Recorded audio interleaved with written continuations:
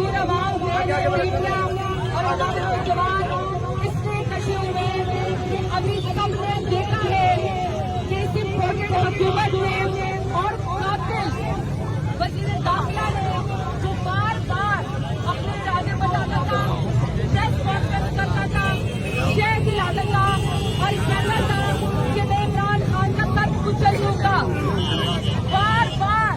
ये थ्रेट इमरान खान की जिंदगी में आ रहे थे और आज इस सोच को, गोली लाठी की सरकार को आज हमने देखा कि हकीकी आजादी मार्च में इमरान खान के ऊपर सीधी ट्रेलर के ऊपर